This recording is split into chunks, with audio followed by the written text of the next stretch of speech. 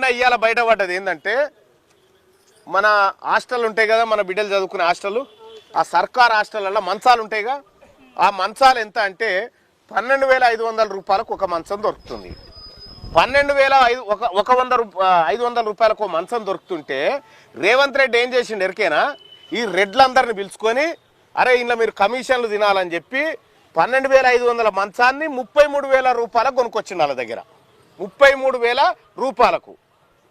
నేను అడిగినా ఏందా 12,000కే మంచం వస్తుంటే 33,000 పెట్టి ఎట్లా కొనుక్కొచ్చినావా అంటే మేము తింటాం సొమ్ము, ఆడోళ్ళ సొమ్ము తింటాం, మేము సుధరోళ్ళ సొమ్ము తింటాం, మేము మీ ఆడబిడ్డల సొమ్ము తింటామని అంటా ఉన్నాడు.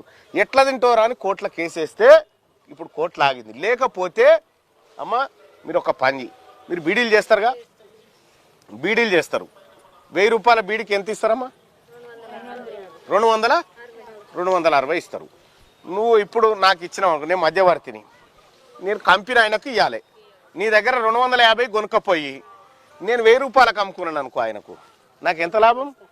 ఈడ కష్టం చేసేది నువ్వు, కట్టలు కట్టి చుట్టి ఆకు కత్తిరిచ్చేది మీరు. ఈడ ఉత్త పుణ్యానికి నీ బీడీలు తీసుకుపోయి ఆయనకి ఇచ్చినందుకు 750 నాకు.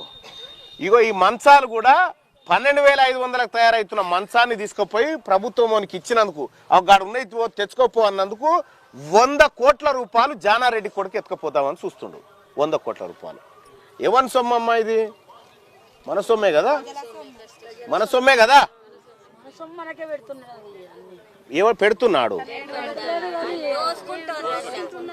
ఈ మైకులన్నీ ఎందుకు తిరుగుతున్నాయి? ఈ మైకులు ఎందుకు తిరుగుతున్నాయి? మళ్ళొక్కసారి మీ బిడ్డల జీవితాన్ని అమ్ముతారా అని తిరుగుతున్నాయి. మీకు తెలుస్తుందో లేదో, మళ్ళొక్కసారి మీ ఆడబిడ్డల నాప్కిన్స్, శానిటరీ ఆ పైసలు దొంగతనం చేస్తాం, మీ బిడ్డల జీవితాన్ని అమ్ముతారా అని తిరుగుతా ఉన్నారు వీళ్ళు. అమ్ముతారా?